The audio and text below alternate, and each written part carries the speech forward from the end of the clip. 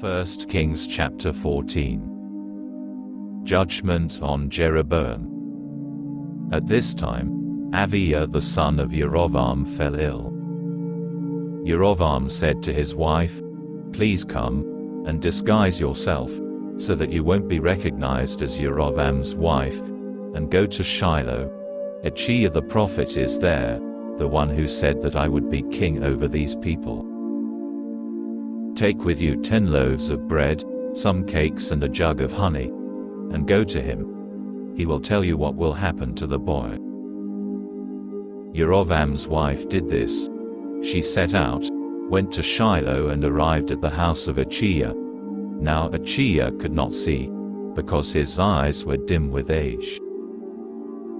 Adonai had told Ahijah, "Jeroboam's wife is on her way to you to ask about her son, who is ill. You are to tell her thus and thus. Moreover, when she comes, she will be pretending she is another woman."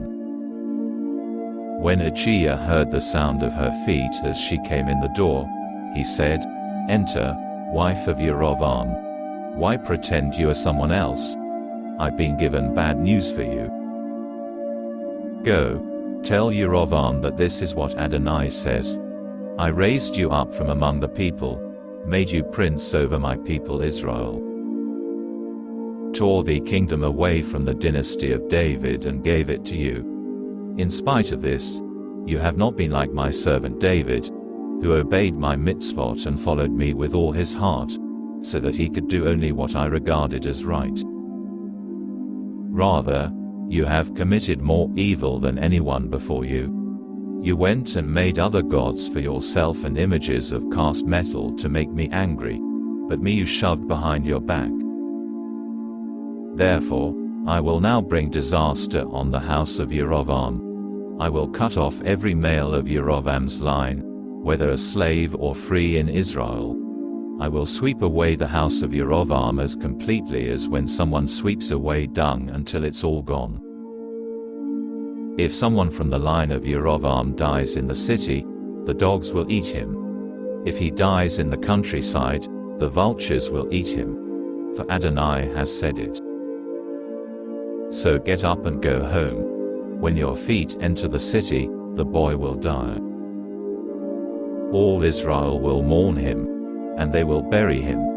He is the only one of Jeroboam's line who will lie in a grave, because he alone in the house of Jeroboam has in him an element of good toward Adonai the God of Israel. Moreover, Adonai will raise up for himself a king over Israel who at that time will cut off the house of Jeroboam. And what will God do now? Adonai will strike Israel until it shakes like a reed in the water. He will uproot Israel from this good land, which he gave to their ancestors, and scatter them beyond the Euphrates river, because they made sacred poles for themselves, thus making Adonai angry. He will give up on Israel because of the sins of Jeroboam, which he committed himself, and with which he made Israel sin as well. Jeroboam's wife got up, left and went to Tirzah. The moment she reached the threshold of the house, the boy died. All Israel buried him and mourned him, in keeping with the word of Adonai spoken through his servant Ahijah the prophet. Other activities of Jeroboam, how he fought and how he ruled, are recorded in the annals of the kings of Israel. Jeroboam's reign lasted 22 years. Then he slept with his ancestors, and Nadab his son became king in his place. The sin of Rehoboam. Rehoboam the son of Shlomo was reigning in Yehudah.